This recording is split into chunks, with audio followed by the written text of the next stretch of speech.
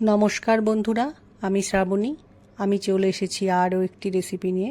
চলো রেসিপিটি তাহলে একবার দেখে নিই। আজকের রেসিপি সয়াবিনের কারি। আজকের এই রান্নাটা ভাত রুটি সবার সাথেই খেতে ভীষণ ভালো লাগে। ভিডিওটা পুরোটা দেখার অনুরোধ রইল। অনেকেই সয়াবিন খেতে পছন্দ করে না, কিন্তু আমি আজকে যেভাবে রান্নাটা বানাবো এইভাবে সয়াবিন কারি বানালে যাদের খেতে ভালো লাগে না তারাও ভালোবেসে খাবে। এখন তাহলে আমি রান্নাটা শুরু করি। আজকে সয়াবিন কারি বানানোর জন্য আমি ছোট ছোট সয়া চাংসগুলো নিয়েছি। প্রথমে আমি এই সয়াবিনের বড়ি বা সয়া চাংসগুলোর মধ্যে গরম জল দিয়ে মিনিট 15 ভিজিয়ে রাখব। মিনিট 15 গরম জলে ভিজিয়ে রাখার পর ঠান্ডা জলে দু একবার ধুয়ে নিয়ে হাত দিয়ে সয়াবিনের বড়িগুলো থেকে জলটা চিপে ফেলে দিয়ে এগুলোকে তুলে রেখেছি। একটা পাত্রের মধ্যে কিছুটা দই নিয়ে তার মধ্যে চিনি দিয়ে একটু ফেটিয়ে রেখেছি। এখন এই দইয়ের মধ্যে কিছু মশলা দেব। প্রথমে দিলাম ধনে গুঁড়ো, এবার দিয়ে নিলাম জিরে গুঁড়ো, ঝালের জন্য দিয়ে নিলাম লঙ্কা গুঁড়ো, রান্নার কালারটা সুন্দর করার জন্য দিয়ে নিলাম কাশ্মীরি লঙ্কার গুঁড়ো। এখন একটা চামচের সাহায্যে দইয়ের সাথে খুব ভালো করে মশলাটা মিশিয়ে নিয়ে ফেটিয়ে নেব। এই মশলাটা আমি সয়াবিনের কারিতে ব্যবহার করব। সয়াবিনগুলোকে প্রথমে অল্প তেলে ভেজে নেওয়ার জন্য একটা ননস্টিক প্যানের মধ্যে অল্প পরিমাণে সর্ষের তেল দিয়ে নিলাম। তোমরা চাইলে সাদা তেলেও রান্নাটা করতে পারো। তেলটা গরম হয়ে গেছে। এখন আমি সয়াবিনের বড়িগুলোকে তেলের মধ্যে দিয়ে ভালো করে তেলের সাথে মিশিয়ে একটু সময় ভেজে নেব। এই সয়াবিনের কারি বানানোর সময় সয়া চাংসগুলোকে একটু ভেজে নিয়ে রান্না করলে তার স্বাদটা কিন্তু খুব ভালো হয়। এখন আমি রান্নার মধ্যে অল্প পরিমাণ নুন দিয়ে সয়া চাংসগুলোর মধ্যে নুনটা একটু মিশিয়ে নেব। এই রান্নাটা করার সময় কিন্তু খেয়াল রাখতে হবে নুনের পরিমাণটা। এখন একটু নুন দিচ্ছি, আবার রান্নাটা যখন দই দেব তখন একটু নুন দেব। নুনটা দিয়ে খুব ভালো করে মিশিয়ে নিয়ে আর একটু সময় ভেজে নেব। সয়া চাংসগুলোকে অল্প করে ভেজে নিয়েছি। দেখো ভাজা হয়ে গেছে। এবার আমি একটা পাত্রের মধ্যে ঢেলে রেখে দেব। এখন আমি তাওয়ার মধ্যে অল্প করে সর্ষের তেল দিয়েছি। তেলটা গরম হয়ে গেছে। গোটা জিরে দিয়ে দিলাম। জিরেটা খুব সুন্দর করে ভাজা হচ্ছে।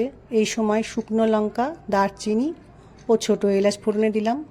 ফোড়নটাকে একটু সময় ভালো করে ভেজে নিতে হবে। ফোড়নটা খুব সুন্দর করে ভাজা হয়ে গেছে। এই সময় একটা টমেটো পিউরি বানিয়ে রেখেছি, সেটা তাওয়াতে তেলের মধ্যে দিয়ে আর একটু সময় রান্নাটা করতে হবে। টমেটো একটু সময় রান্না করেছি, কাঁচা গন্ধ চলে গেছে। এখন 1 চামচ কসুরি মেথি টমেটোর পিউরির মধ্যে দিয়ে আরও একটু সময় রান্নাটা করে নেব।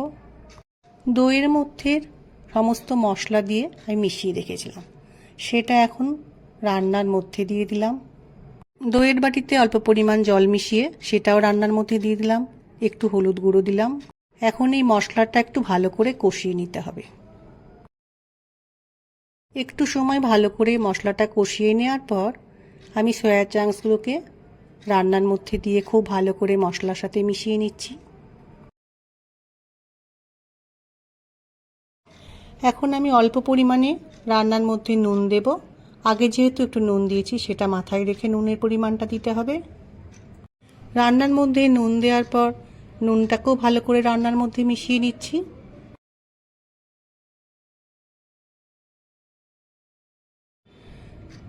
এইবার গরম মশলার গুঁড়ো রান্নার মধ্যে দিয়ে আরও একবার রান্নার মধ্যে মিশিয়ে নেব।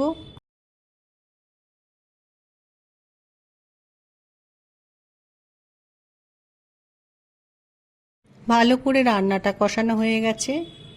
এখন একটু গরম জল করে রেখেছিলাম সেটা রান্নার মধ্যে দিলাম। জলটা দেওয়ার পর আরও একবার রান্নার মধ্যে ভালো করে মিশিয়ে নিতে হবে। রান্নার মধ্যে জল মিশিয়ে নেওয়ার পর একটু সময় ফুটতে দিতে হবে। রান্নাটা ফুটে উঠেছে। এখন আমি রান্নার মধ্যে অল্প পরিমাণে ঘি দিয়ে মিশিয়ে নিলাম। তোমরা যারা ঘি খেতে চাও না তারা ঘিটা অ্যাভয়েড করতে পারো। রান্নার মধ্যে ঘি দেওয়ার পর আরও একটু সময় রান্নাটা আমি হতে দেব। রান্নাটা আমার হয়ে গেছে। দেখো কত সুন্দর দেখতে হয়েছে, খেতেও কিন্তু অসাধারণ হয়েছিল। আমি আজকে যেভাবে সয়াবিন কারিটা বানালাম এইভাবে সয়াবিন কারি বানালে সত্যিই খেতে অসাধারণ হয়। সবাই খুব আনন্দ করে খায়। রান্নাটাকে ভালো করে ঠান্ডা করে নেওয়ার পর আমি একটা পাত্রের মধ্যে পরিবেশন করে নিয়েছি। যারা নিরামিষ খেতে বেশি পছন্দ করে, আশা রাখছি তাদের রেসিপিটি ভালো লাগবে। আমার আজকের রেসিপি ভালো লাগলে লাইক, শেয়ার ও সাবস্ক্রাইব করো। ভিডিওটি দেখার জন্য ধন্যবাদ। ভিডিওটি আজ এখানেই শেষ করছি। ফিরে আসছি আরও একটি রেসিপি নিয়ে।